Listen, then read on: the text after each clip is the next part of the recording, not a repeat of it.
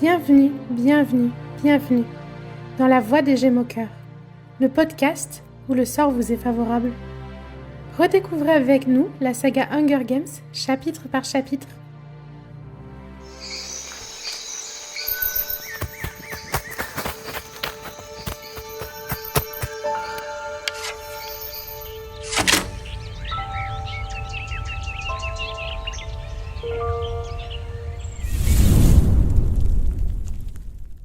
Bonjour tout le monde et bienvenue dans ce deuxième épisode de La Voix des Gemmes au cœur. Cette fois-ci, c'est moi, Claire, à la présentation et je suis accompagnée d'Amandine. Bonjour. De May. Bonjour, bonjour. Et d'Arwen. Bonjour. Comment vous allez les filles ? Ça va et toi ? Ça va bien, je vous remercie. Ça va aussi. Moi aussi ça va. Donc, dans l'épisode précédent, on s'était plongé une première fois dans l'univers de Panem et on s'était arrêté lorsque le nom de Primrose Everdeen avait été malheureusement tiré au sort à la moisson. Cette fois-ci, on se retrouve pour discuter, lire et commenter le deuxième chapitre du tome 1. Cette semaine, c'est Amandine et May qui nous ont résumé le chapitre, qu'on va commenter tout ensemble, et ce sera au tour d'Arwen de nous parler de son personnage mystère. Oui. Mystère. Comme un rappel ne fait jamais de mal, on va probablement beaucoup spoiler. Donc si vous n'avez pas encore lu ou vu cette saga, on vous conseille de reprendre votre écoute une prochaine fois lorsque votre lecture sera terminée. Mais si les spoilers ne vous font pas peur, on vous laisse découvrir avec nous. Donc je vous laisse vous installer confortablement avec votre petite plaid, une boisson chaude et c'est parti. On retrouve Katniss dans un état de choc complet suite à l'annonce. Elle compare même la sensation qu'elle a à une chute d'un arbre qu'elle avait faite pendant qu'elle guettait du gibier. Elle n'arrive plus du tout à respirer. Elle est même dans une forme de déni et pense à une erreur en se disant que le nom de Prime n'était que sur un seul papier parmi des milliers. Katniss est complètement figée tandis que la foule proteste, comme c'est souvent le cas quand les tribus sélectionnées sont aussi jeunes, et Prime s'avance. En voyant le chemisier de Prime dépasser de sa jupe dans son dos, Katniss s'accroche à ce détail et revient à la réalité. Elle crie le nom de Prime et se met en mouvement sans même y réfléchir. Et je sais pas pourquoi, mais ce détail me brise le cœur aussi. D'imaginer cette petite de 12 ans marcher vers une mort certaine, alors qu'en plus, on a vu dans le chapitre précédent à quel point c'est l'innocence incarnée, c'est beaucoup trop triste. C'est clair. C'est vrai que c'est horrible. Ouais, Dans le film, elle hurle en plus, c'est vraiment déchirant. Katniss rattrape Prime juste avant que celle-ci commence à gravir les marches de l'estrade.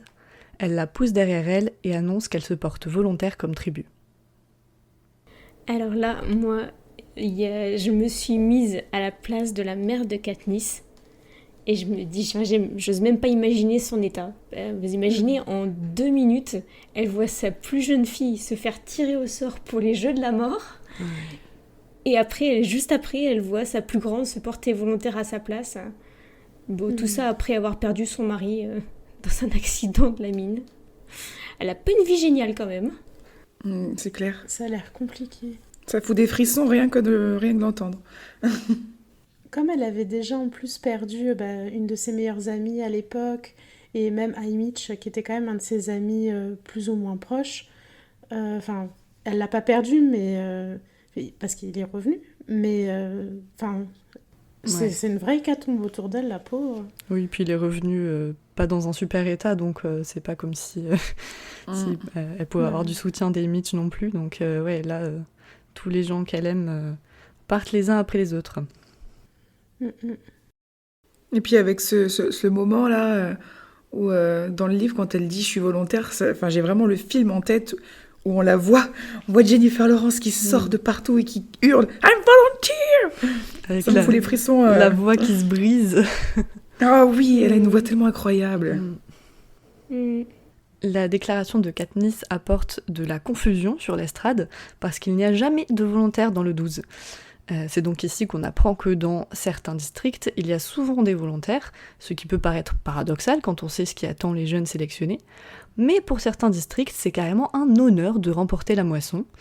On voit que la propagande du Capitole affecte différemment les districts et qu'ils n'ont pas la même vision du Capitole ni les mêmes rapports avec celui-ci. Ouais, c'est ça. Pour l'instant, on ne sait pas encore exactement pourquoi des enfants auraient envie de se porter volontaire pour aller se faire tuer. Mais en fait, ouais, on va apprendre que c'est vraiment la propagande du Capitole, juste pour que les districts ils s'allient pas et qu'ils redeviennent forts. Ça, c'est... Au niveau de la propagande dans les districts de carrière, ils n'ont pas même des écoles pour les préparer à être sélectionnés? Des écoles peut-être pas, mais on sait qu'ils s'entraînent en tout cas. Ouais, Mais je crois qu'ils sont pas censés avoir le droit de s'entraîner, mais dans ces districts-là, ils le font quand même. C'est ce que j'avais compris, mais je suis pas sûre. Ouais, ça me dit J'ai quelque compris qu'il y chose. avait des écoles. Je sais pas pourquoi. Mais c'est plutôt que là-bas, ils forment officieusement les futurs pacificateurs. En plus, ouais. Katniss nous dit que les volontaires dans le 12 sont une espèce disparue depuis longtemps, mais je me demande même s'ils ont déjà existé. J'avais la même confusion que toi quand j'ai lu le chapitre. Je me suis dit, mais c'est bizarre. Je me souvenais que c'était la toute première depuis le tout début. Et en fait, la confusion, elle vient du film. Parce que dans le film, il y a Effie qui annonce justement District 12 Very First Volunteer. Et c'est le tout premier volontaire du District 12, du coup. Et je pense que la confusion, elle vient peut-être de là aussi. Ah, peut-être. Ouais, faudrait vérifier. j'avais remarqué des petits trucs rigolos entre la version originale et la version française. C'est parce que dans la version originale, Katniss, elle dit que tribute, c'est devenu synonyme de corpse, donc de corps en fait, donc de mort. Donc c'est encore un peu... Enfin, c'est beaucoup moins soft qu'en français où c'est synonyme de vaincu, quoi. Ah oui. Donc, tribu est synonyme de vaincu, et alors qu'en VO, c'est tribute, c'est synonyme de corpse. Ah ouais, on a encore plus l'image. C'est encore pire. Voilà, un peu plus gore, quoi. Et pareil, en français, Katniss, elle dit que se porter volontaire, c'est exceptionnel. Dans la VO, c'est dit que c'est radical. Donc c'est carrément radical, quoi. D'ailleurs, ça m'a fait un peu penser aussi au discours de Snow, du coup, quand il fait sa propagande contre les rebelles dans le 3e livre, où il cherche un mot pour définir les rebelles, et il veut pas dire ce mot, il dit radicals. Donc, Est-ce que dans la version anglaise, de manière générale, c'est beaucoup plus cru que la version française ou pas? là, pour l'instant, c'est les premiers qui m'ont marqué. Mais c'est souvent, je crois, dans les traductions de romans où la version originale anglaise est souvent beaucoup plus simple par son vocabulaire et ses mots que la version française où on a l'habitude de mettre plein de petits mots partout et des floritures et des machins. En français, Est-ce que je crois que... tu penses à Twilight avec Marmoréen et tout ça? Non, je pensais à Game of Thrones où c'est souvent qu'on entend les gens dire « Ah, je préfère le lire en VO parce que le vocabulaire est plus simple », alors qu'en français, le traducteur, je crois qu'il a eu la volonté d'y mettre vraiment le vocabulaire chevaleresque ou moyenâgeux. Et du coup, t'as des descriptions. Ouais, t'as des descriptions super longues et tout, alors qu'en anglais, il va juste dire, par exemple, je sais pas moi, mon home, il est gris. Alors qu'en français, ça va être mon home super lourd et machin, gna, gna, gna, avec sa visière et son truc et son blabla, et gris. Non, mais dis-le tout court, quoi. J'avais déjà entendu que le traducteur, il s'était tapé un délire médiéval pour la traduction. Bon, moi, j'ai commencé à lire Le Seigneur des Anneaux en anglais. C'est aussi long. C'est un anglais non, c'est un français dans un corps d'anglais. Ouais, c'est ça. Mais pour le coup, pour revenir à Hunger Games, je pense que la simplification en français, c'est peut-être dû au fait que la maison d'édition a voulu essayer de s'adresser à un public plus jeunesse. Ouais, tout public. Ouais. C'est possible. Comme pour les films, d'ailleurs. Ah, Les films sont beaucoup moins... Ouais, je crois qu'il y avait... je crois que c'est dans le film 2, quand il y a le vieux monsieur du district 11, je crois, qui se fait tirer dessus sur l'estrade. Mhm. Dans le film, en fait, les portes se referment et tu vois juste le moment où il y a le coup de feu qui apparaît au moment où les portes se referment. Et du coup, il y a 0 sang, il n'y a rien. Ouais. Pour que justement, ça reste suggéré et tout public. Ouais, Alors elle que je crois que dans le voit pas, film, elle entend il y a juste vraiment le bruit tout, en quoi. fait. Ouais, voilà, c'est ça. Mm. Tout est suggéré pour qu'il y ait moins de sang possible, pour que pour que ça reste tout public, ou presque. Mais il y a des trucs, je me demande comment ils vont faire avec le dernier film qui va sortir. Parce qu'il y a un personnage à la fin des Hunger Games d'Haymitch qui meurt de manière... Enfin, plusieurs même, qui meurent de manière vachement gore. Et je me dis, mais... Enfin, ils vont jamais pouvoir montrer ça. C'est tellement horrible. Ouais. C'est celui qui meurt avec les écureuils, c'est là affreux. là. Je pense pas que ce Bah soit encore pire à après, voir. tu le vois pas. Enfin, il est enseveli Oui, sous les il est écureuils. recouvert. Oui, ouais. Donc, On va voir un squelette après. ouais, c'est ça. Welly, c'est horrible la façon dont elle meurt. Et même Silka, c'est chaud, quoi. On avait prévenu qu'on spoilait, hein. Parce que là, on spoil littéralement le dernier. Donc, Oups. J'ai glissé, chef. Effie essaie de reprendre la main sur ce qui doit être fait, mais elle n'a pas l'air très sûre d'elle, comme c'est une situation plutôt inédite. Le maire la coupe et lui fait comprendre que, en gros, ça n'a pas d'importance. Le maire est navré et semble reconnaître Katniss comme une amie de sa fille. Enfin, ouais, le mot ami, c'est moi qui le rajoute, hein. Katniss n'a toujours pas l'air décidée à l'admettre. Non, c'est pas ma copine. Juste on traîne ensemble et on discute ensemble. on passe littéralement tout notre temps ensemble. Mais... Mais c'est juste une personne comme ça. Katniss se demande s'il se souvient du jour où il lui a remis la médaille du courage en l'honneur de son père mort dans la mine. Prim se met à hurler et ne veut pas lâcher Katniss jusqu'à ce que Gale vienne la récupérer de force. Katniss pense déjà à ne pas pleurer pour ne pas paraître faible devant les caméras. Et c'est quelque chose qui m'impressionne toujours chez elle, sa capacité à être constamment alerte de ce que les téléspectateurs vont penser des images. C'est quelque chose qui revient très souvent, même dans l'arène. Ce moment me fait penser au préquel d'Haymitch, dont on parlait justement, et en particulier une phrase qui se trouve en 4e de couverture « Ils n'utiliseront pas mes larmes pour leur divertissement ». Katniss a une pensée un peu similaire, même si c'est pas exactement la même chose, parce que c'est pas pour les mêmes raisons. Elle, c'est surtout pour ne pas être vue comme une proie facile.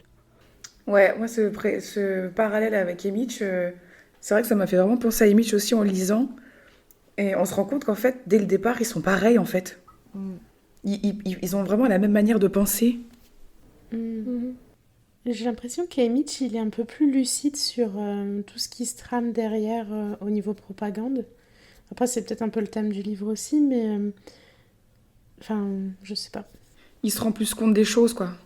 Pour moi, Katniss, elle est très focus sur la survie, quoi. C'est pour ça que on a l'impression qu'elle est moins consciente de ce qui se passe autour, mais en fait, il y a certains moments où on aperçoit qu'elle se rend très bien compte de ce qui se passe et elle comprend assez vite les enjeux, etc. Mais c'est juste elle a un objectif et c'est tout, quoi. Ouais, elle a l'air un peu plus résignée de son sort et de... maintenant, elle doit faire ça. Et, alors que Haymitch, on sent directement le côté rebelle, que Katniss, il vient plus progressivement, je trouve. Est-ce qu'il vient vraiment? Je sais pas. Vous considérez qu'il vient à un moment donné ou pas? Le côté rebelle de Katniss? Ouais. À certains moments. Ouais, quand même, dans le 2. Dans le 2 ou même dans le 3. Hein. Ouais, tirer sur le dôme, déjà, je pense que c'est son premier gros acte rebelle. Enfin, là, comme ça, c'est le premier gros qui me vient. Après, elle a des petits actes rebelles, genre quand elle veut lancer qu'elle voit que les juges ne la regardent pas et qu'elle balance sa flèche dans la pomme, tu te dis, bon... C'est juste épique, ce Quitte moment. à crever, autant faire quelque chose de fort, quoi. C'est vrai. Même le fait d'aller chasser, c'est déjà rebelle en soi, non quoi. Oui, mais c'est plus survie, pour le coup. Moi, j'avais l'impression qu'elle était justement sur la réserve avec le côté rebelle, mais finalement, avec vos arguments, vous m'avez convaincue. Voilà.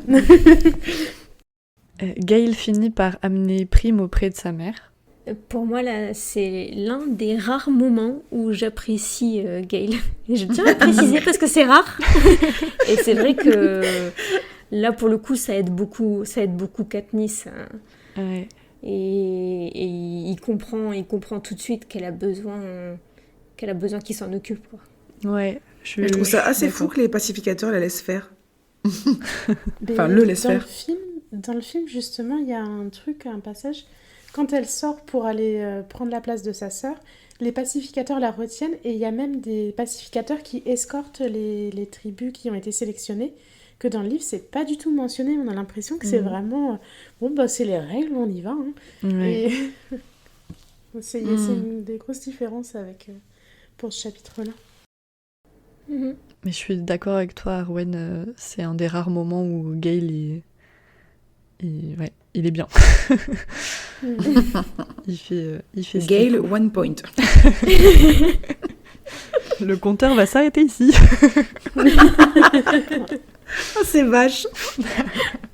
Il y aura peut-être je crois qu'il y a le prochain chapitre où il fait des trucs bien aussi, donc... Ah bon, je retire alors. On peut espérer un deuxième point. Mais c'est encore comment dire, on soupèse encore un peu parce que je suis pas sûre de ce que j'affirme. On va réserver notre jugement. Effie reprend la parole, heureuse qu'il y ait de l'action dans le district qu'elle présente, et demande son nom à Katniss. En entendant son nom, elle comprend qu'il s'agit de la grande sœur de Prim. Et là, comment vous dire que cette Effie-là, j'ai vraiment envie de la tarter, alors que c'est vraiment pas du tout mon genre d'habitude. Je vais plutôt vous dire que c'est un produit du Capitole, au fond elle est pas si méchante, mais qu'elle ose dire que Katniss se porte volontaire pour ne pas se faire voler la vedette par sa sœur. Non, franchement, c'est trop. Et en plus, elle demande au district d'applaudir, non, c'est beaucoup trop pour moi. Non mais là, Effie, elle est complètement à côté de la plaque. Hein. Penser que Katniss fait ça pour la gloire dans le district 12, ça n'a aucun sens, quoi. Elle est complètement déconnectée de la réalité. Ouais, voilà, c'est ça. Elle vit complètement dans un autre monde. Ouais. Ce qui est le cas, en fait. C'est vrai. Oui. C'est même pas qu'une façon de parler. C'est vrai. Heureusement, le district ne réagit pas et proteste en silence, et Katniss en est très reconnaissante. Pendant ce silence, la foule, progressivement, porte les 3 doigts du milieu de la main gauche à ses lèvres, puis les tend vers Katniss. C'est un signe de remerciement et d'adieu aux personnes aimées. Ça y est, là, c'est le premier acte de rébellion du district auquel on assiste. Là, c'est un petit geste, c'est un petit silence au lieu des applaudissements qu'on leur demande. Pour eux, c'est un geste d'adieu, mais on sent tout de suite qu'en dessous, il y a déjà de la colère qui gronde. Oui, c'est un geste très fort et symbolique. Et d'ailleurs, petit fun fact, alors je sais plus si c'était là que je voulais le dire, mais c'est pas grave. Je sais pas si vous avez vu dans les actualités, forcément après la sortie des films, il y a eu des moments dans l'histoire où ce geste il a été repris, juste dans la vraie vie. Genre je crois que c'est en Birmanie avec l'histoire avec Aung San Suu Kyi, alors je sais plus exactement qui elle est, je crois que c'est un peu une politicienne, etc., où elle a pris le pouvoir dans le pays, où elle c'est une gentille, c'est ce que je sais. Et du coup, je crois qu'il y avait tous les gens qui la soutenaient, qui faisaient ce signe-là en rébellion par rapport au gouvernement, justement. Moi, j'avais lu Je savais pas du tout.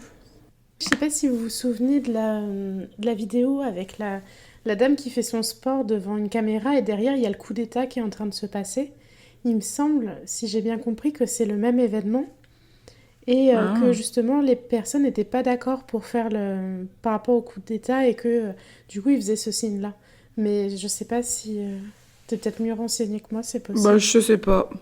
En tout cas, ils ont fait ce signe-là en Birmanie, ça c'est sûr, mais alors du coup, je sais plus. À vérifier. Ouais, faudra vérifier tout ça. Si vous savez, laissez-nous un petit commentaire.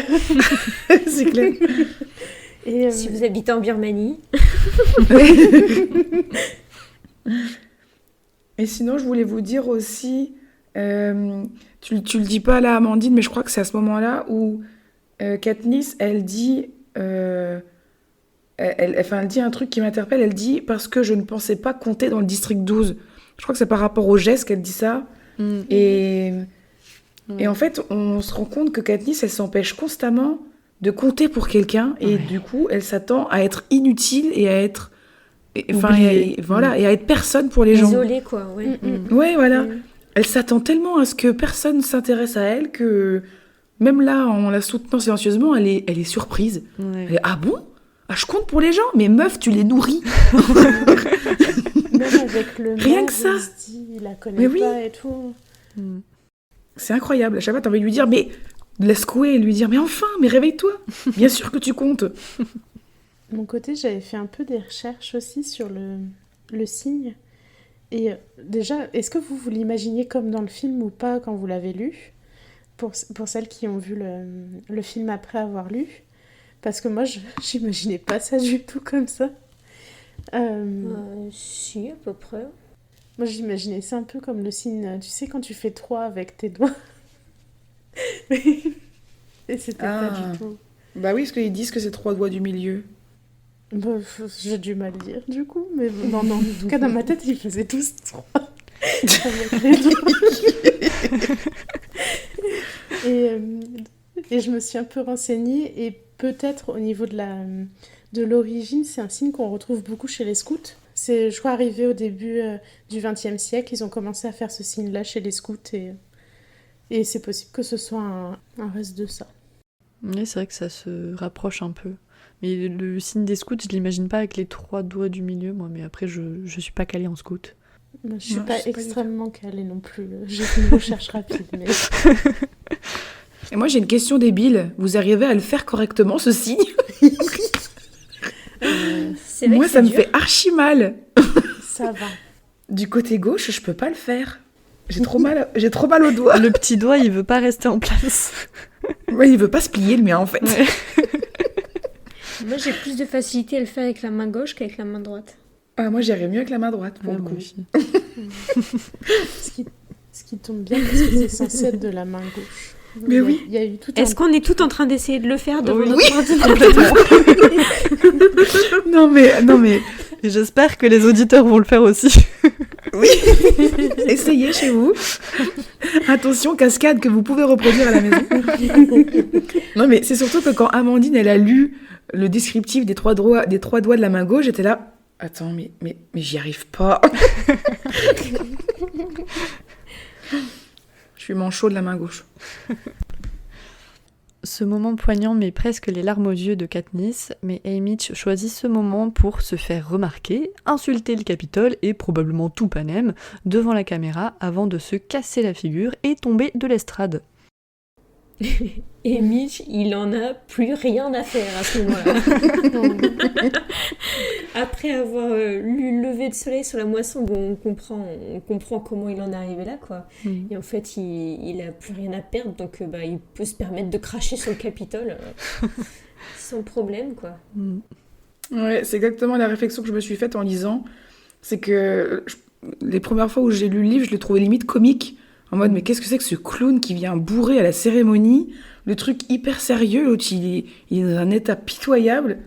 Mais maintenant, quand t'as lu et que tu sais tout ce qu'il a vécu et à quel point il est rongé de l'intérieur, là, il est même pas seulement rongé par l'alcool, mais il est rongé par les jeux, par ses traumas, par le fait de voir quelqu'un se porter volontaire pour sauver sa petite sœur, quoi.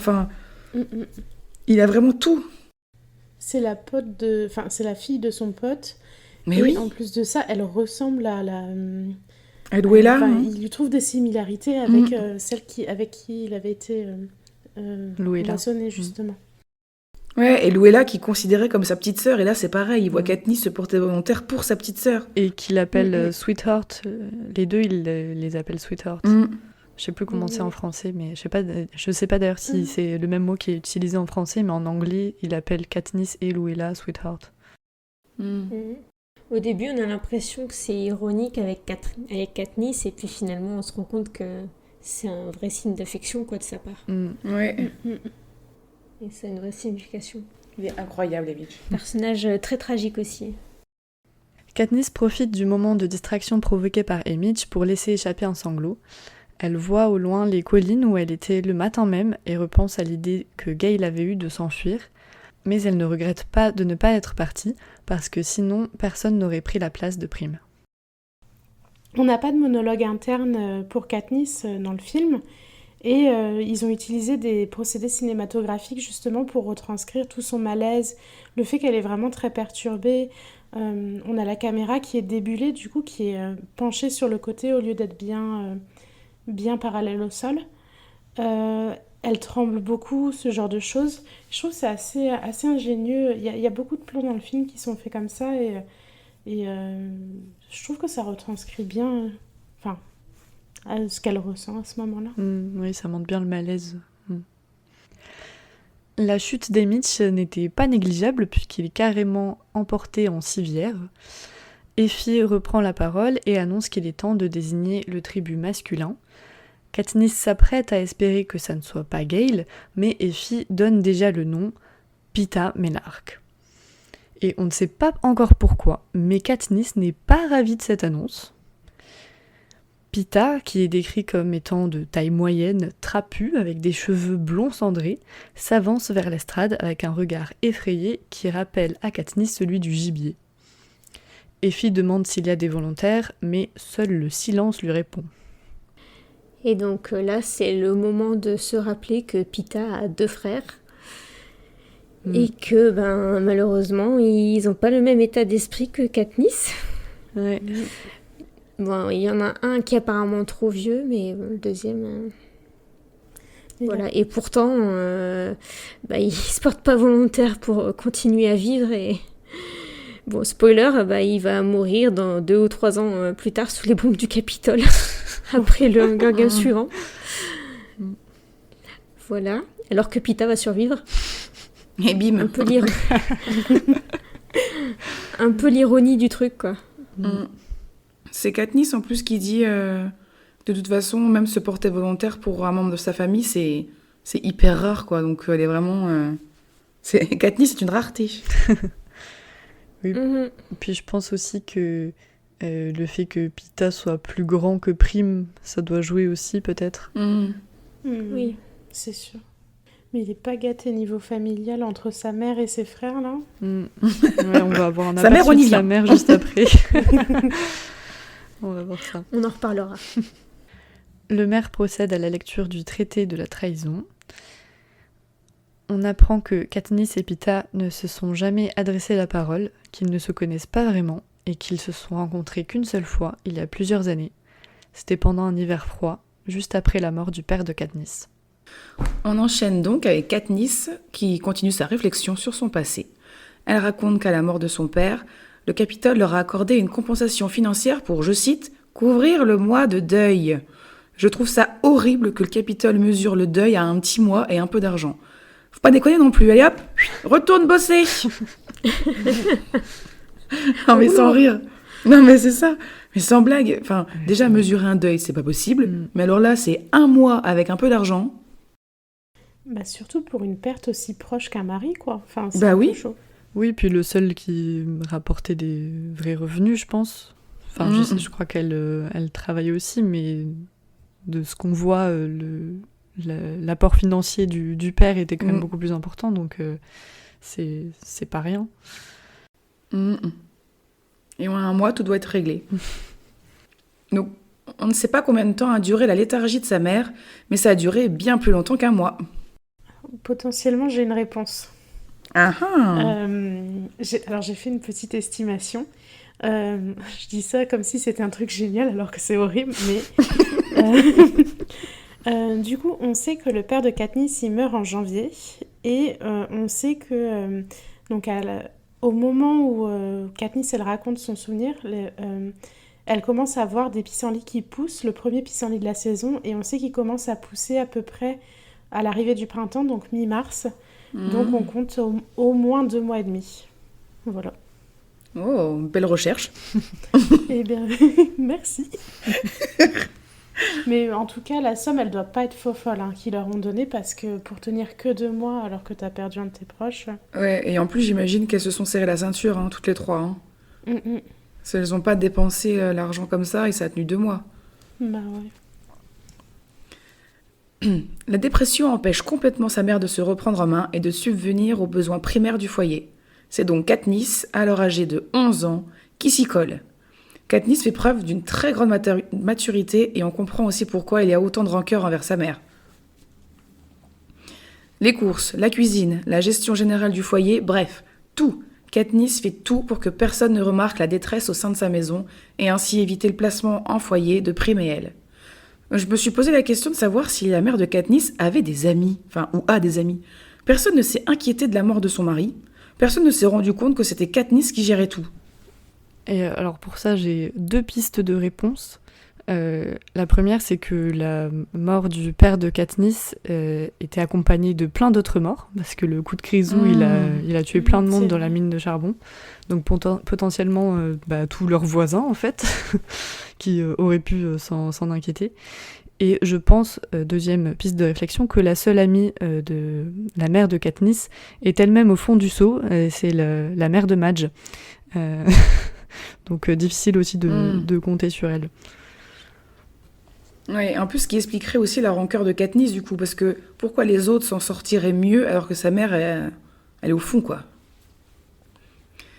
Katniss nous apprend que les enfants placés sont maltraités, malheureux, vides. Bon bah voilà, on apprend que les enfants placés en foyer, ils sont frappés. Il manquait plus que ça dans cette saga. C'est clair. Tant qu'on y est, on peut y aller. Donc Katniss ne veut pas de ça pour Prim, et nous non plus, et on comprend. On ressent vraiment très fort son besoin de protéger sa sœur, et on comprend que si Prim n'avait pas été là, elle aurait probablement laissé sa mère mourir de chagrin, et elle avec. Et ben encore une fois, on voit que Prim, c'est le personnage central de la saga. Ouais.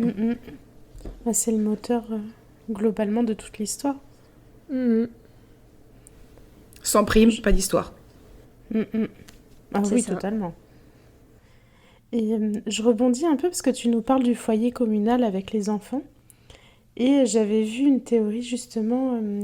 Vous voyez Loulou dans le dernier tome qui est sorti. Oui. Il y avait une théorie comme quoi ça pourrait être une enfant qui avait été placée dans un des foyers communaux. Et comme elle n'avait pas de parents, c'est possible qu'il se soit servi un peu comme il voulait à ce moment-là. Mais tu penses que c'était dans le foyer communal du district 12, du coup ? Plus dans celui du 11. Ah oui. Mais je suppose qu'ils doivent en avoir aussi. Parce que je sais pas si c'est un truc étatique ou si c'est vraiment dans le district, ils ont mis en place 2-3 trucs, genre la pension après le décès d'un des proches et le foyer.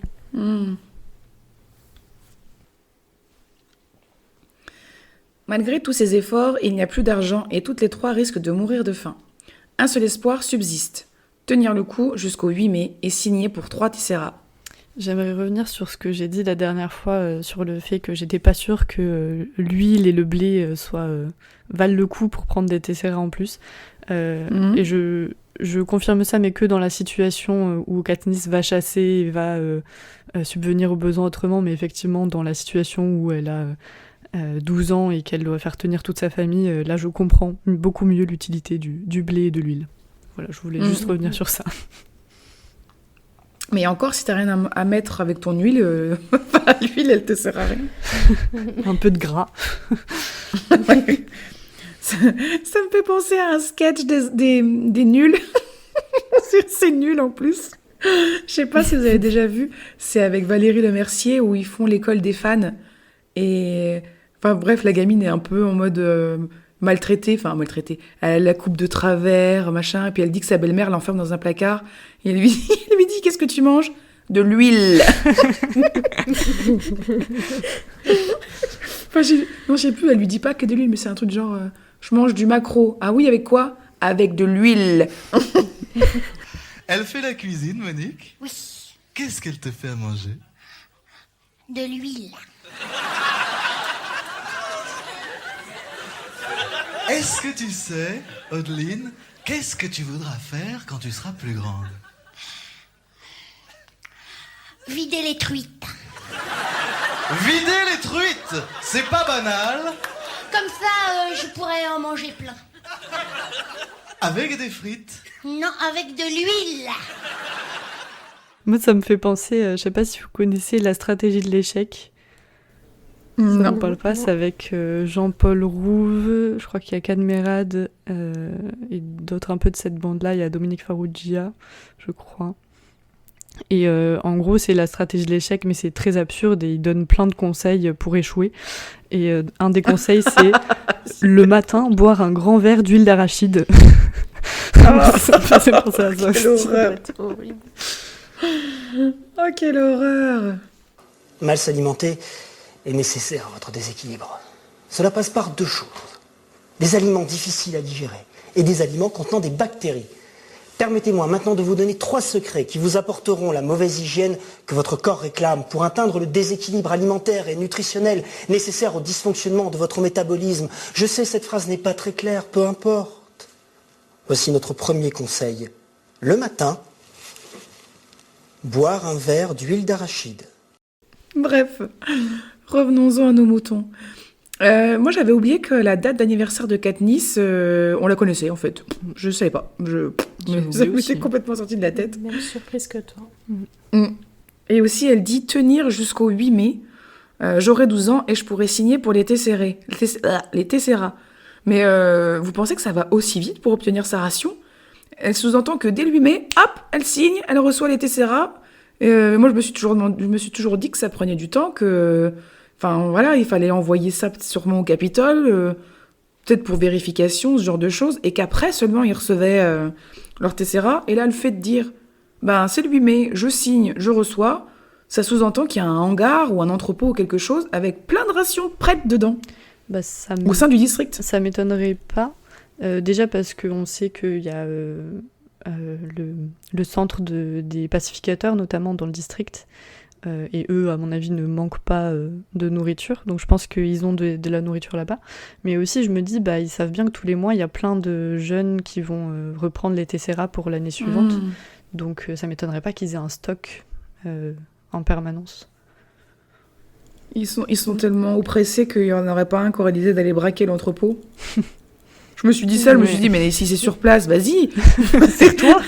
C'est pas une mauvaise idée et je suis étonnée qu'il l'ait pas fait dans la révolte. Mais oui, allez faire un casse, allez piquer les rations en fait. Même avec la possibilité de prendre des Tesserae, beaucoup de personnes meurent de faim. Katniss nous dresse la liste de toutes les personnes fragiles. Les personnes âgées ne pouvant plus travailler, apparemment il n'y a pas de retraite à Panem. Les enfants, les personnes porteuses d'un handicap dû à la mine, mais j'imagine qu'un enfant né handicapé n'a aucune chance de survie non plus. Je rebondis sur quand tu parles du handicap parce qu'on sait que dans la saga, on en retrouve vachement. Donc je te rejoins sur le fait qu'il y a peu de chances quand même qu'ils survivent selon le handicap et les soins accessibles. Mais notamment dans la comment ça s'appelle ? Dans la sélection des 74e Hunger Games, il y a un garçon qui a un pied beau, par exemple, et qui a survécu, de toute évidence. Mais est-ce que... peut-être qu'il vient d'un district... je vais y arriver. Peut-être qu'il vient d'un district un peu plus privilégié, et du coup, je sais pas. C'est une bonne question. Mais c'est surtout que t'imagines... déjà, un lourd handicap, un enfant avec un lourd handicap, donc je veux dire une bêtise, mais... je sais pas, en fait, quelque chose qui t'empêche de marcher, de parler, de communiquer, vraiment un truc qui atteint ton cerveau d'une manière assez sévère. Le pauvre enfant est choisi pour aller aux Hunger Games, qu'est-ce que tu veux qu'il fasse? Il peut même pas descendre de sa plateforme, pauvre enfant. Bah, je pense honnêtement que ça fait partie de la cruauté des Hunger Games. Ah ouais, justement c'est qu'ils horrible. Ils discriminent pas là-dessus. Enfin, ils discriminent pas, on s'entend, mais... Donc Katniss nous dit que ce n'est donc pas rare de croiser des cadavres dans les rues. Joyeuseté. Ensuite, le protocole consiste à appeler les pacificateurs qui s'occupent de débarrasser les corps. Donc, les pacificateurs ne sont pas seulement les forces de l'ordre du district, mais ils sont aussi pompiers en quelque sorte. Ou toute autre personne qui vient Qui vient soigner ou récupérer des corps. Ouais, voilà, c'est ça. Les Pompe funèbre. pacificateurs, en fait, ils font office de pompe funèbre. Oui, c'est ça. Voilà. Et sinon, moi, je m'étais dit à ce moment-là, ah bah, tiens, quand même, c'est bizarre, le Capitole, il dit jamais qu'il y a des gens qui meurent de faim. Bon, comment ça se fait? C'est étrange. Enfin... J'étais surprise que pour vous, les pacificateurs faisiez les pompiers, justement, parce que pour moi, c'était juste, ils venaient récupérer les corps pour faire du recensement. Ah bah, il y a un tel qui est mort, hop, c'est bon, le rail de la liste, et c'est tout. Je pense que c'est pas du tout aussi charitable que... Je me trompe peut-être, hein, mais je le vois pas aussi charitable, en tout cas. Ouais, je suis d'accord avec toi. Ouais, voilà, le terme pompier, il n'était pas dans le sens charitable, mais dans le sens où, généralement, quand tu retrouves... quand t'as un voisin qui meurt, un truc, machin, t'appelles la police, donc les pacificateurs, et les pompiers. Donc, là, il n'y a que les pacificateurs. Non. Peut-être qu'ils font combo des deux, on sait. Ouais, c'est clair. Mais ça n'a pas l'air d'être eux qui éteignent les feux non plus, donc... Oui, j'allais dire, je pense que s'il y a un feu, ils le laissent... Ah bah ils le oui, laissent carrément. le feu, quoi. Ou limite, c'est c'est clair. eux-mêmes qui ont mis le feu, en fait. Oui. Les pompiers pyromanes. Tu t'imagines la galère pour éteindre un feu dans le district 12 avec toute la poussière de charbon qu'il y a partout, etc. Ça doit être hyper propice pour la propagation des feux, quoi. Ouais, c'est clair. Katniss continue d'errer dans ses pensées et nous raconte comment elle a rencontré Pita. Enfin! Elle nous dit donc qu'avant ses 12 ans, elle a tenté de vendre des vêtements de prime. Je pense que cette période-là devait être particulièrement difficile pour tout le monde, parce que pour que dans un district sans rien ou presque, personne ne soit intéressé par des vêtements, surtout en hiver. Ben, moi, je me suis dit, dans le préquel de Haymitch, il explique que pour les très pauvres, en fait, ils font leurs propres vêtements avec ce qu'ils trouvent, donc avec des sacs à patates, des trucs comme ça. Donc, c'est pour ça qu'ils achètent pas de vêtements, ils se contentent des matières qu'ils Tu trouvent. peux les fabriquer. Et puis, comme je disais tout à l'heure, en fait, dans cette période-là, il y a plein d'autres gens qui sont morts dans le coup de Grisou, du coup, il n'y a plus personne pour acheter non plus. Ouais, c'est clair. Ouais, ça fait vraiment un effet domino. Durant cet après-midi froide et pluvieuse, elle a failli s'écrouler de fatigue et de faim, dans la boue, ne pouvant se résigner à rentrer chez elle sans rien à se mettre sous la dent. Ce passage me fait penser au conte de Noël, La petite fille aux allumettes. Je sais pas si vous connaissez. Pas du tout. De nom seulement. Et j'avoue que j'ai pas voulu me spoiler, donc j'ai pas été chercher pour que tu nous racontes. Pareil. Non! Oh, c'est... Bah, c'est un conte hyper triste, où c'est une petite fille qui vend des allumettes en plein hiver sous la neige, et elle est pauvre, donc il me semble qu'elle a même pas de chaussures, ou alors elle perd ses pantoufles en marchant dans la neige, et donc elle est toute seule dans sa rue en train de prier les gens d'acheter ses allumettes pour pouvoir rentrer chez elle, et en gros elle dit je peux pas rentrer chez moi sans rien, donc je continue à arpenter les rues. Et elle finit par avoir tellement froid qu'elle finit par allumer les allumettes pour se réchauffer. Et cette pauvre petite fille meurt dans la rue, en fait. Meurt de froid. Quel en ayant joyeux des conte hallucinations. de Noël. Oui, c'est ça. C'est ça. C'est un conte des frères Grimm. Tu sais qui l'a écrit? J'ai pas cherché par contre, je sais pas du tout. Encore un truc à aller vérifier, ça en fait. Elle meurt en plus en regardant par la fenêtre, genre... en regardant les gens en train de dîner pour Noël, c'est horrible. Ah non, mais vraiment, dans ce conte, tout est horrible. Hein. Je crois qu'il y a même des dialogues avec des gens qu'elle rencontre où ils en ont mais rien à faire de la pauvre petite fille. Un peu comme la boulangère, voilà, c'est la mère de Pita. Du coup, j'ai la réponse, c'est Andersen. Ah, Andersen. De désespoir, Katniss envisage de faire les poubelles des commerces et habitations du quartier aisé du district, tout en se demandant si ça serait considéré comme du vol. Alors, c'est en fouillant la poubelle de la boulangerie à la bonne odeur de pain frais, que Katniss voit Pita et accessoirement sa mère. Boulangère fort charmante qui lui crie dessus. Elle n'a aucune compassion face à la malnutrition. On dirait même qu'elle est blasée. Genre, encore un pauvre qui vient faire mes poubelles. Non, mais il va falloir qu'on en parle de cette femme du boulanger. comment le père de Pita a pu finir avec cette femme alors qu'il était amoureux au départ de la mère de Katniss. Et puis il a fini avec une mégère qui frappe son fils en plus. Ah, c'est clair. Quel horrible personnage.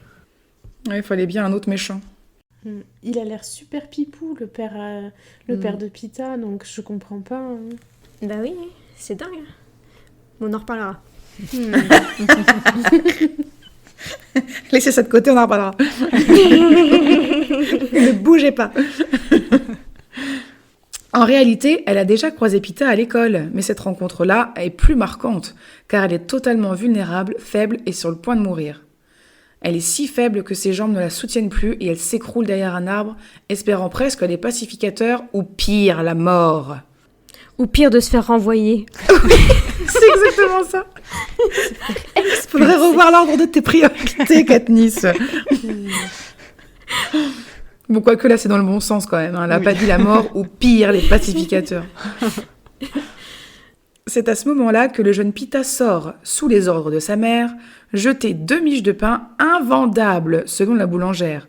Il fait mine de les jeter au cochon avant de les lancer en direction de Katniss et de s'en aller.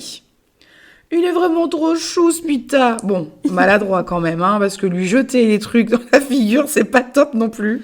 Dans la Mais boue il est en chou. plus, j'ai l'impression. Oui, c'est ça. Ouais, mais il est tellement adorable. Oui. Et j'ai rajouté une note après en relisant. Jette-les au cochon, qui va acheter du pain brûlé ? Ben justement, t'aurais pas l'idée d'une petite fille qui est dans ton arrière-cour et qui aimerait manger quelque chose par hasard ? Non mais sérieux. Comme on a donné un point à Gale tout à l'heure, on peut donner un point à Pita, s'il vous plaît. Je pense qu'on peut même lui donner 2 points parce qu'il est quand même très mignon. En fait, on peut lui donner plusieurs points. 1, il a tenu tête à sa mère. 2, il les a donnés à Katniss, ok ? Bah, et puis en plus que ça, c'est qu'il a fait exprès et il a accepté de se faire taper pour pouvoir la sauver, quoi. Ouais. Parce qu'il Ouais, savait c'est très clair. bien que sa mère allait pas accepter sans rien dire. Ouais. Mais en plus, c'est surtout l'illogique. C'est pas vendable, donc jette-les au cochon. Mais je sais pas, il y a plein de gens, en fait, à qui tu pourrais vendre ça moins cher, à la limite. Plutôt que de jeter, c'est toujours ça de gagner, en fait. Bah ouais, mais surtout, ils sont dans l'économie tout le temps, dans le district. Je trouve ça vraiment bizarre. Bon, après, elle donne aux cochons, et à un moment donné, les cochons, ils vont les manger. Donc, ça engraisse ton cochon. Enfin, et encore avec du pain, je suis même pas sûre que ça l'engraisse vraiment. Mais bon, ça nourrit le cochon que tu vas manger plus tard. Mais bon, horrible femme quand même. En toute logique, Katniss prend les miches et retourne chez elle, s'agrippant au pain comme à la vie. Après un bon repas et une nuit de sommeil, Katniss se demande s'il a fait exprès de brûler les pains risquant de se faire battre. Bien joué, Sherlock! Il lui a fallu une nuit pour se rendre compte que Pita lui avait laissé les miches exprès. Une longue à la détente. Non, mais Pita, il est juste incroyable. Dès le début, c'est un ange, quoi. C'est maladroit, mais c'est mignon. Un peu plus tard, Katniss revoit Pita à l'école, mais tous les deux sont gênés par la situation. C'est en baissant les yeux que Katniss aperçoit un pissenlit et sait comment elles vont s'en sortir en allant chasser dans les bois. J'ai un petit point plante. Oh. Depuis le début, je regarde un peu les comment ça s'appelle les familles et les significations des plantes parce qu'on en retrouve beaucoup dans les noms. Et je vous le donne dans le mille. Le pissenlit, devinez de quelle famille il fait partie ? Des astéracées. Enfin, je réponds vite parce que je me suis dit que vous l'auriez peut-être pas. Vous laissez le temps de réfléchir. Effectivement. Aussi, si vous voulez. Je ne l'aurais pas eu. Laisse-moi réfléchir, les astéracées. Exactement, mais merci. Je vais pouvoir couper et faire croire qu'on l'avait eu. Et du coup, astéracées, c'est la même famille que les primroses. Et c'est même un dérivé de Astéride, qui est le nom de la mère de Katniss. Ah, mais c'est trop chou. Et donc Burdock, qui est le père de Katniss, en français, c'est la bardane, et c'est aussi une astéracée. Waouh. Waouh, Voilà. mais il y a vraiment un gros travail. Je crois que Colline, c'est une fan de fleurs. Surtout D'étymologie. d'astéracées, apparemment. Parce que jusque-là, il y a que... Sur toutes celles que j'ai cherchées, il y en a que 2 qui sont pas des astéracées. Donc peut-être elle aime très fort les marguerites et, et les pissenlits, mais... Peut-être que tu peux préciser ce que c'est les astéracées? Alors, je vais pas avoir le jargon très précis, mais ça va être des plantes un peu comme des marguerites, des pissenlits. Et pâquerettes Euh, aussi, du coup? Potentiellement, je vais regarder, mais je pense que oui. Ah, mais c'est fou, en fait, on se rend pas compte qu'il y a autant de travail enfin, rien que pour des noms, en fait, pour des Ouais. noms propres ou des... Enfin, voilà, des noms propres. Mm, Autant de travail là-dessus. Elle a pas juste choisi les noms au hasard, quoi. Les pâquerettes, c'est bien des astéracées. Ah. Trop forte, Maï. Déjà, tu trouves le nom de la famille. Ouais, je sais.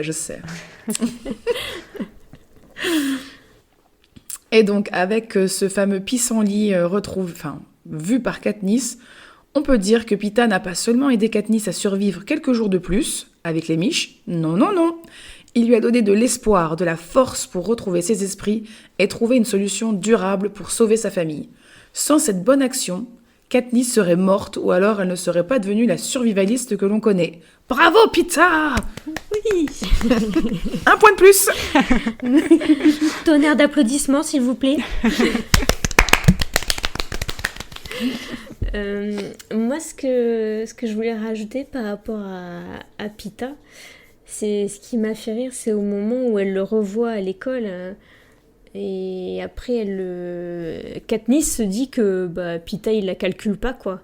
Alors qu'on apprend par la suite qu'il passe son temps à l'observer. Je trouve ça trop drôle. Et ça rejoint ce qu'on disait sur le fait qu'elle se croit toujours inutile, un peu invisible, isolée, etc. Mais en fait, c'est pas le cas du tout, quoi. Et puis le fait de la regarder sans arrêt, il est déjà amoureux d'elle sans la connaître parce qu'ils ne sont pas adressés la parole, mais il est au petit soin de loin en fait, sans arrêt. Ouais. Il est trop mignon. Attentionné. Oh là là. Pita forever dans nos cœurs. Moi, je voulais revenir sur le souvenir en entier.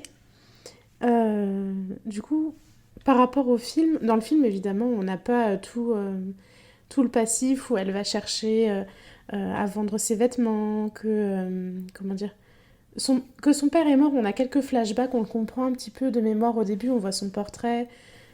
Qui explose, c'est un peu flou. On voit la mine qui explose aussi. Je sais plus.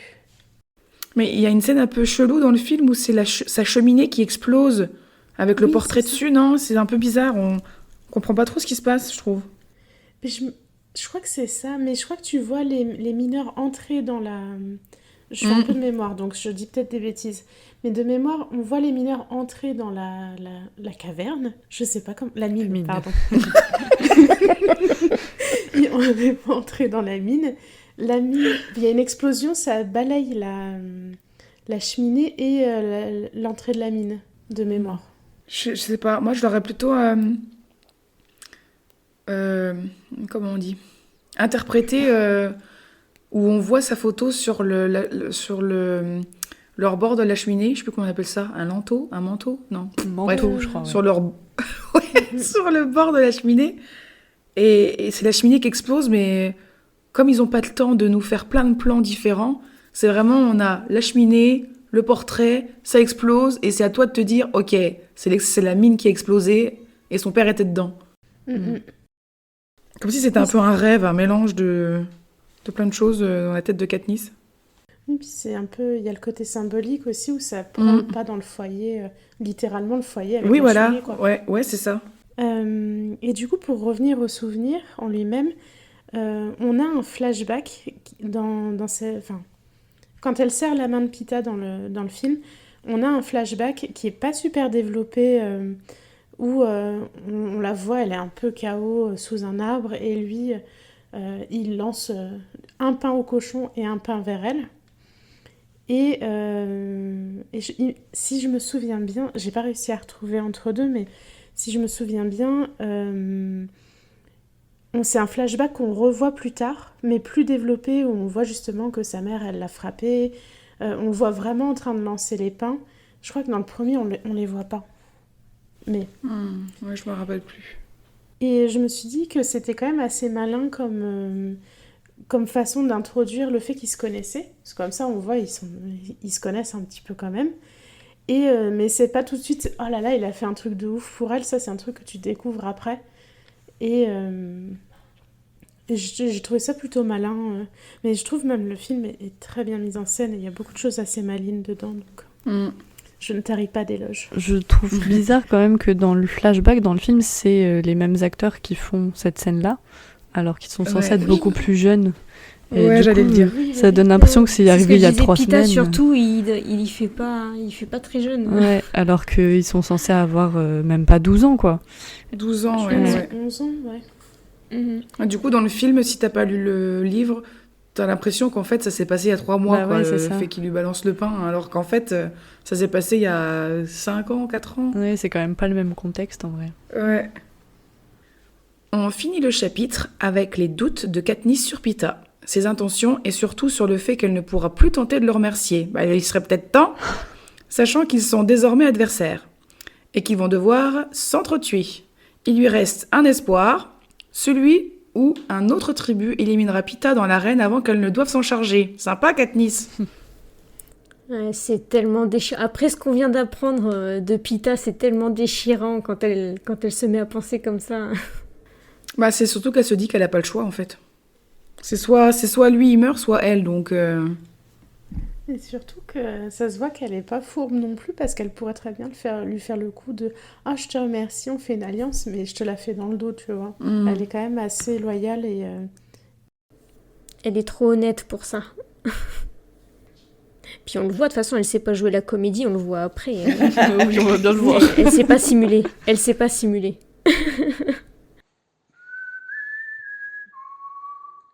Merci beaucoup Amandine et May pour votre résumé. Et du coup, je vous propose qu'on passe au nommage de chapitre. Est-ce que l'une d'entre vous veut commencer ? Eh ben, allez. J'en ai plusieurs. J'en ai 3. Trop bien. Mon premier, c'est un plongeon dans le passé. Oh. Donc ça marche pour Katniss avec son souvenir, avec Pita, etc. Mais ça marche aussi pour Haymitch qui fait un plongeon dans l'estrade. Bien vu. Et le deuxième, c'est Katniss, qu'est-ce qu'on dit ? Merci. Et le dernier, bah, c'est un peu plus évident, c'est des jeux et du pain. Qui est le slogan de Panem. C'est vrai. Est-ce que tu veux y aller, Amandine ? Ouais, moi j'ai fait un peu plus classique. J'ai nommé La dette de l'espoir. Oh, c'est beau aussi. Moi, je suis allée un peu sobre aussi. J'en avais écrit plusieurs et je les ai barrées au fur et à mesure que je trouvais d'autres idées. J'étais pas très inspirée. Et du coup, je me suis arrêtée sur, un peu dans la même idée qu'Arwen, sur souvenirs douloureux. Où vraiment, en fait, c'est même pas que les souvenirs de Katniss. On a forcément Pita qui doit aussi se souvenir de Katniss à ce moment où il la voit prendre la place de Prime. On a les souvenirs d'Haymitch qui se voit lui, qui voit Luella, qui voit tout le monde. Les souvenirs de sa mère, pareil, au moment où Haymitch est choisi et tout ça. C'est vraiment tout le monde, en fait, à ce moment-là, a des souvenirs qui sont vraiment pas cool. Les flashbacks post-traumatiques. Ouais, c'est ça. D'ailleurs, on n'en a pas parlé, mais vous pensez qu'à ce moment-là, il pense quoi, Pita ? Quand il se fait tirer au sort et qui sait qu'il est sélectionné avec Katniss, quoi. Qu'est-ce C'est qui une se très bonne passe question. dans sa tête ? Je pense qu'il y a un blackout. Il monte sur scène et c'est vide. Genre... Parce que là, il est déjà amoureux. Enfin, c'est hyper... Ça fait des 4 ans sentiments. qu'il est amoureux. Mais ouais, Ah, et là, tu sais que tu vas devoir tuer la fille que t'aimes, quoi. Peut-être qu'il est déjà C'est en mode je vais la protéger. Mhm. Ouais. Parce que je l'imagine bien, en fait, déjà... Enfin, dommage qu'on n'a pas sa tête, qu'on n'a pas un petit moment... au moment où Katniss prend la place de Prime sur Pita, où en mode il est là, non, Ouais, c'est ça, dans sa tête, j'imagine ça comme ça aussi. Ouais. Pas elle, tout, mais pas elle, quoi. ah oui, c'est ça, ouais, non. Et limite, quand il est choisi, c'est, bon, bah, je vais faire quelque chose. Je vais pas me laisser faire. Je sais pas, moi je me serais dit qu'il se serait dit, soit il y aurait eu un blackout complet, soit il serait monté sur scène en se disant, bon bah foutu, hein. Et Ouais, je sais pas. Ah ouais, ça mériterait presque un livre de son point de vue. Oh, Mais faut me donner oui. des envies, là. Mais juste ce C'est ce que je me passage, disais je me aussi. suis dit là à l'instant, je me suis dit, ouais, tiens, qu'est-ce qui se passe dans sa tête à ce moment-là, quoi? Je suis sûre que ce serait fabuleux, un livre du point de vue de Peter. Oh là là, oui. Oh là là. Les fangirls. Les fangirls en puissance. Bon, ça ressemblerait peut-être à du fanservice. Ouais. C'est clair. Oh là là. Et je veux Josh Hutcherson encore en Pita, hein, s'il vous plaît. Hein. Oui, évidemment. Évidemment. Et le mien, il est... Au début, j'avais trop envie de reprendre ceux du chapitre dernier, genre... parce qu'il y a encore du pain et il y a encore des boules pour faire le tirage. Mais je me suis dit, on va être un peu plus créatif. Et je voulais aussi prendre celui d'Arwen avec pas de bol, crotte de nez, c'est de la... Mais j'ai autre chose, c'est Pita se prend un pain pour la bonne cause.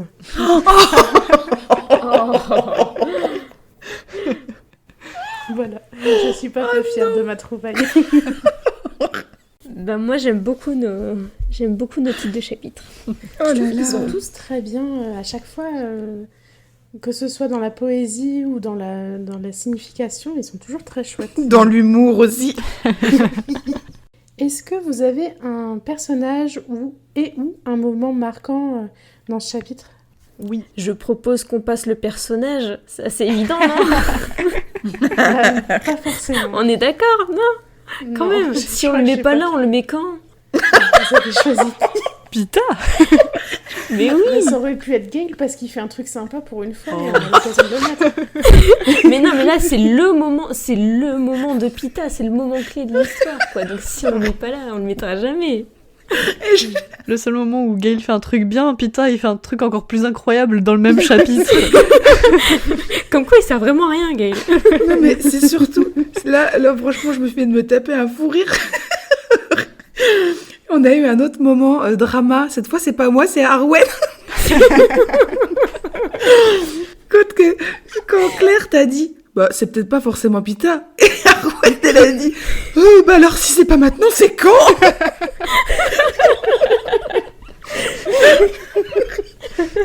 C'était super drôle.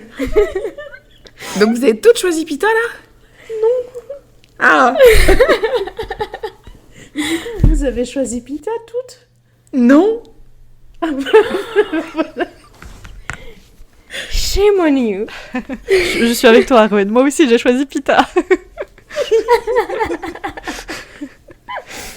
Est-ce qu'on vous demande vos raisons?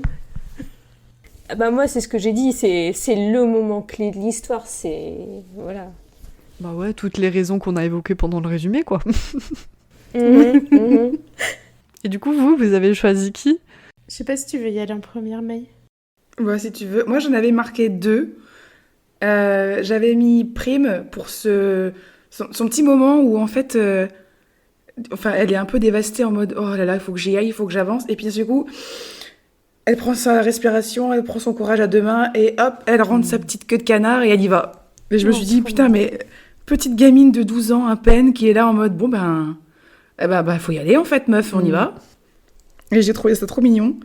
Et après, le deuxième personnage, c'était Emmich, pour son discours super engagé. Capitole. C'est clair. C'est vraiment 2 petits moments où je me suis dit... c'est 2 petits moments, mais ils sont super chouettes tous les deux dans ces petits moments. J'ai choisi comme toi, j'ai choisi Haymitch aussi. Parce que je voulais pas choisir Katniss. Et puis sa réaction avec son discours et la diversion, c'était pas mal. Voilà. Est-ce que vous avez un passage que vous avez préféré? Le moment où Effie demande à tout le monde d'applaudir et le district répond en silence. Et j'aime beaucoup ce passage. De rébellion, les 3 doigts levés, tout ça. Là. Ouais. Ouais, c'est fort. Hein. Le moment, c'est de sorte qu'au lieu de recevoir des applaudissements, je reste là, immobile, pendant qu'ils affichent leur désapprobation de la manière la plus courageuse, par le silence, qui signifie que nous ne sommes pas d'accord, que nous n'excusons rien, que tout cela est mal. J'aime beaucoup ce passage, je le trouve très fort. Est-ce que vous en avez un aussi ou pas? Bah, moi, c'était le moment d'Emmich sur scène. Le mien, c'est juste... comme j'ai pas choisi Pita en personnage préféré, je l'ai mis en moment Quelle honte. préféré. J'ai un Quelle peu, j'ai un honte, peu risé. j'adore. Et c'est quel Quelle moment alors du indignité. coup? Le moment où il lui lance les pains? Ouais, quand il lui lance les pains, je trouve ça... Enfin, une abnégation que je trouve trop belle, et voilà. Je sais pas si toi, Arwen, t'as quelque chose ou pas. Non, bah moi c'était ce moment-là. Bah, Ce moment-là voilà. aussi.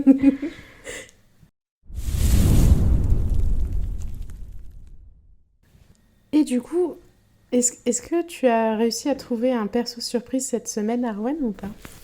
Évidemment, évidemment. Est-ce que vous voulez lancer des paris ou pas? Est-ce que c'est quelqu'un qui est dans le chapitre? Oui. Moi, je pense savoir. Vas-y. C'est soit la mère de Pita, soit son père. Et oui, je vais vous présenter Otto Mellark. Trop bien! Alors, Otto Mellark, c'est un boulanger du district 12, donc. Il est décrit comme blond, comme son fils, grand, avec des épaules larges et des mains charnues. Il a des cicatrices et des brûlures à force de travailler avec le four pour le pain. Dans le film, justement, on le voit que quelques secondes au moment du flashback où Pita jette le pain à Katniss alors qu'elle est en train de mourir de faim. Niveau caractère, il parle pas beaucoup. Et Katniss trouve qu'il est bien plus sympa que sa femme, qu'il n'a pas l'air commode et apparemment bat ses enfants. Voilà, charmant. D'ailleurs, Katniss, elle explique qu'elle essaye souvent de faire ses échanges avec lui quand sa femme n'est pas là parce qu'il est plus généreux. Et Pita dit à Katniss que son père complimente souvent ses talents de chasseuse parce qu'elle tue ses proies avec une flèche dans les yeux et qu'elles sont pas abîmées du coup. Burk. Sinon, niveau familial, Otto Mellark est marié à Madame Mellark. Bah oui, on connaît pas son prénom. Elle n'a pas de prénom. Elle est horrible, donc pas de prénom. Voilà. Katniss la décrit comme une sorcière. Ils vivent dans le logement au-dessus de la boulangerie dans laquelle ils travaillent, dans le quartier marchand. Le quartier marchand, d'ailleurs, moi je me suis dit, je le vois un peu comme le Touquet du district 12. Sans la mère. Oui, voilà. Sinon, c'est le père de Pita, qui a le même âge que Katniss, et il a deux autres garçons qui sont plus âgés, 17 et 18 ans environ, et on ne connaît pas non plus leur prénom, malheureusement. Et s'il a pu avoir des enfants, eh ben c'est parce que Burdock Everdeen, le père de Katniss donc, lui a sauvé la vie. En effet, on apprend dans le lever de soleil sur la moisson que Otto a failli être tué par les pacificateurs lors du tirage des 50e Hunger Games. Et après que Woodbine Chance, qui avait été tiré au sort, tente de s'enfuir, les pacificateurs font mettre à terre tout le monde. Et Otto, lui, il reste debout, un peu paralysé. Et Burdock doit lui donner un coup derrière le genou pour qu'il tombe au sol et obéisse avant qu'il se fasse tirer dessus. J'avais oublié ça. Et ce n'est pas le seul lien qu'il a avec les parents de Katniss. Dans la famille Everdeen, je vous demande maintenant la maman. Puisque lorsque Pita et Katniss sont dans l'arène des 74e Hunger Games, il lui raconte que son père lui a montré Katniss quand il était petit et il lui a avoué qu'il était amoureux de sa mère, Astéride March, et qu'il voulait se marier avec elle lorsqu'il était plus jeune. Mais elle est partie avec un mineur. On parle donc de Burdock Everdeen. Petite parenthèse, je vous laisse imaginer les réactions de la mère de Pita qui entend cette histoire diffusée partout à la télévision et de son père qui se fait afficher devant tout le monde. C'est clair. Il va en recevoir Et la une sur boulangère. sa femme, lui, ouais. Ouais, c'est clair. Je l'imagine avec son rouleau à pâtisserie. Tu vas prendre, tu vas prendre, toi. Comment ça? Imagine. Tu voulais te faire la mère de Katniss? Bref, revenons à notre histoire. Notre petit Pita, il est tout étonné qu'elle ait choisi un mineur plutôt que son père. Ce dernier lui explique alors que Burdock avait une voix magnifique et que les oiseaux se taisaient lorsqu'il chantait. Oh. Pita remarquera plus tard d'ailleurs qu'il se passe la même chose lorsque Katniss chante. Trop mignon. Oh, c'est trop mignon. Avant que Katniss ne parte pour son premier Hunger Games, Otto vient lui dire au revoir et lui donne des cookies, et il lui dit qu'il s'assurera que Prime ne meurt pas de faim. Bon, Katniss jettera les cookies parce qu'elle se sent coupable de penser qu'elle va devoir essayer de tuer Pita. Mais bon, le geste est là. On voit qu'il a une relation spéciale avec Katniss et Prime, peut-être même plus avec Prime, d'après ce que dit Katniss. Ce qui est un peu étrange quand même quand on pense qu'il était amoureux de leur mère, mais bon, en même temps c'est mignon. Et ça montre qu'il a pas de rancune du fait qu'elle soit mariée avec quelqu'un d'autre. Profondément gentil comme son fils, en fait. Tellement une bonne patte. sans mauvais jeu de mots. Bon, malheureusement, Monsieur Mellark, sa femme et ses 2 fils aînés meurent dans le bombardement et la destruction du district 12 à la fin des 75e Hunger Games. Et donc seule Pita sera rescapée. À la fin de Mockingjay, Katniss explique qu'elle tient un livre avec Pita et Mitch où ils rassemblent leurs souvenirs et elle explique qu'elle consacre une page à Otto et en particulier ce moment où il lui a apporté des cookies avant les 74e Hunger Games. Oh, c'est trop mignon, j'avais oublié ça C'est un bel aussi. hommage. Voilà. Merci beaucoup, Arwen. Merci, c'était super chouette. C'était Très trop complet, bien. très chouette. Il y avait pas mal de choses à dire sur lui, donc c'était chouette. Est-ce que vous avez des choses à ajouter sur ce chapitre? Alors moi, j'avais préparé un petit jeu. Oh, Allez. En fait, j'avais déjà préparé pour la fois d'avant et j'ai oublié. Et, en fait, c'était en lisant le premier chapitre, mais ça marche aussi pour le 2. Je me suis demandé si les personnages étaient des sorciers anglais. Dans quelle maison seraient-ils? Génial. Du coup, t'as une liste de personnages à nous proposer? Oui, bien évidemment. Allez, c'est parti. Mais alors, j'ai été très soft avec juste, on va dire, les premiers personnages principaux qu'on a, c'est-à-dire Katniss. Dans quelle maison est-ce que vous mettriez Katniss? Alors attendez, pour rappel, parce que forcément il faut peut-être faire un petit rappel aux auditeurs. Donc nous parlons de Poudlard, donc de l'univers Harry Potter dont nous sommes tous issus, comme on l'a dit. Oui, nous sommes tous des sorcières, tout à fait. Voilà, c'est ça. Que les 4 maisons sont Gryffondor, Serpentard, Poufsouffle et Serdaigle. Et chaque maison a ses petites identités propres. On va avoir tout ce qui est le courage et la hardiesse pour les Gryffondor. Tout ce qui est la ruse et... comment on dit? L'ambition pour les Serpentards. Il va y avoir tout ce qui est la loyauté et qu'est-ce qu'on a d'autre? La bienveillance et tout ça, tout ce qui va bien pour nos chers amis Poufsouffle. Et enfin, pour Serdaigle, où ça sera plutôt centré sur le savoir, c'est ça, Amandine? Ouais, la sagesse, la créativité, la curiosité du savoir, tout ça. Voilà. Donc, où serait Katniss selon vous? C'est une bonne question. Je pense que la première qui vient en tête pour moi, c'est Gryffondor, parce qu'elle a ce côté instinctif où elle réfléchit pas et directement elle va se mettre en danger pour sauver sa sœur, quoi. C'est Ce côté tête brûlée des Gryffondor. Tête brûlée, c'est ça. Ouais, C'est carrément Après, ça. c'est pas que ça, les Gryffondor, mais... C'est un peu cliché, mais c'est ça. Est-ce que je suis Gryffondor? Non. Pas du tout. On est obligé d'utiliser les clichés de toute façon pour répondre. Donc bon. Ouais, c'est ça, en fait. Donc, on est tous d'accord, Katniss est probablement Gryffondor. Ensuite, Pita. Poufsouffle. Pour moi, il n'y a pas de doute. Oui. Oui, mais c'est oui, ça. En plus, il fait du clairement. pain et tout. Enfin, Poufsouffle. On n'est pas du tout dans les clichés, ça que j'adore. Donc oui, ouais, clairement, Pita, moi je le mets aussi chez Poufsouffle. On est raccord, hein, c'est trop bien. Ensuite, j'ai pris forcément le président Snow. Ah ouais, mais il est tellement associé avec les serpents aussi. C'est que c'est Après, cliché, c'est un peu mais... facile de dire que le méchant, c'est un serpentard. Mais oui, c'est ça. C'est... Là, je veux dire... Il est quand même très C'est- ambitieux et c'est quand même une bonne raison, même sans les serpents. Bah oui. Oui, en plus, de base. Bah, puis c'est même pas juste de l'ambition. Être ambitieux, à la limite, tout le monde peut être ambitieux, avoir envie de grimper les échelons et tout ça. Mais lui, c'est qu'il le fait en écrasant tout ce qu'il peut sur son passage. Ouais. Ah oui, quand on lit La balade du serpent et de l'oiseau moqueur, c'est chaque situation, il la tourne à son avantage pour pouvoir aller encore plus loin. Et puis il est prêt à tous les coups pour arriver à ses fins, quoi. Il est plus Serpentard que Serpentard lui-même. Exactement.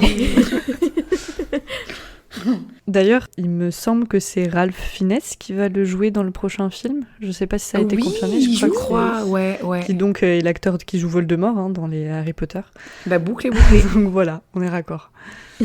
C'est QFD. Ensuite, un peu plus difficile, je trouve, c'est Haymitch. C'est dur. Il a un côté pauvre souffle quand même, parce que tu vois, il est hyper fidèle à ses amis, à ceux qu'il aime, quoi. Tu vois qu'il est prêt un peu à tout. Après, il est très malin aussi. Ouais, c'est ça. Il a le côté filou du Serpentard quand même. Hein. Ouais, un peu quand même. Mais du bon côté en fait. Il est du bon côté des Serpentards. Je sais pas du tout où je le mettrais. Hein. Je vous l'ai mis dans la liste, mais moi je sais pas moi-même. Moi je dis chapeau flou. Chapeau flou. Moi, j'avais hésité un peu avec Serre d'Aigle parce que je me dis quand même, il est assez malin et créatif, mais du coup dans le bon sens. Donc je sais pas. Mais c'est plus les Nordov qui va être Serre d'Aigle, je pense. Mais bon, est-ce qu'il peut l'être par extension? Je sais pas. Par alliance. Ouais, Haymitch, c'est pas simple. Hein. On verra au fil de nos chapitres si on affine cette réponse. Si on lui trouve une maison. Ouais, c'est ça. Ensuite, avant-dernier personnage, Prime. Oh, c'est compliqué, elle est jeune. Hein. Ouais. Mais après, eux, ils se font bien répartir à 11 ans, donc je me dis... Ouais. Mais après, on n'a pas beaucoup d'éléments, à part que c'est une petite fille un peu effrayée dans les yeux de Katniss. Un peu naïve, ouais, on n'a pas beaucoup un peu innocente. d'éléments. Mais après, elle fait les études de médecine. Ouais. Après, on la voit beaucoup aider. Et puis après, elle demande à être placée à la fin. Elle demande à aller placée aider sur le les autres front, en non plein combat, voilà. Donc un peu Gryffondor aussi de ce côté-là, mais à part ça...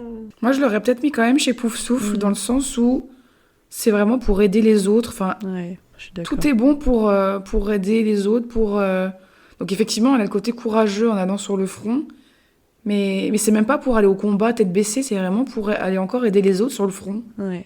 Et même dans le district 12, Katniss, elle explique que quand il y a des blessés qui arrivent chez sa mère, Katniss, elle se casse parce que... parce qu'elle est pas à l'aise. Parce que, voilà, ça la met pas bien. Et Prime, elle, non, quand il y a quelque chose comme ça qui arrive, elle va aider sa mère, elle va aider les gens, quoi. Ouais, elle apprend à faire... Et enfin, dernier personnage, dernière parce que c'est une fille, c'est Effie. Ah. Et Effie, je trouve ça hyper compliqué aussi. Pour moi, Serre d'Aigle. Ah ouais? Parce qu'elle est créative. Elle a quand même inventé des événements de mode et tout. Elle est pas très sage, par contre. Ouais. Oui. Elle a le Pas droit très d'avoir des érudit. défauts aussi. Hein. Pas très érudit, on va dire. Je sais pas trop. C'est vrai qu'elle est Je dure à suis pas placer, pleinement hein. convaincue par le Serre d'Aigle, mais... Moi, je la vois nulle part. Tu es une C'est moldue. Non, j'allais dire craque-molle. Ça pourrait faire un chouette renommage de chapitre, ça. Tu es un moldu, Effie. Mais ouais, c'est compliqué. Mais je trouve qu'en fait, après, là, pour l'instant, on n'a pas assez d'infos, mais elle a pas pleine conscience de ce qui se passe, en fait. Elle fait vraiment... Ça a beau être une adulte, elle fait niaise de pas se rendre compte de la gravité de ce qui se passe autour d'elle. Ouais. En fait, elle vit vraiment dans un autre monde. Ah quoi. ouais, c'est ça. Presque littéralement. Du coup, c'est dur de la placer quelque part, alors que même elle comprend pas. Elle comprend. Enfin voilà, elle comprend pas. Elle ce qui se comprend passe très autour tard. d'elle. Hein. Ouais. Ouais, non, mais c'est ça. Donc je sais pas où je la mettrais. Puis même pour le côté créatif, je vois plus Sina avec un vrai côté créatif que elle, en fait. Je suis en train de me dire.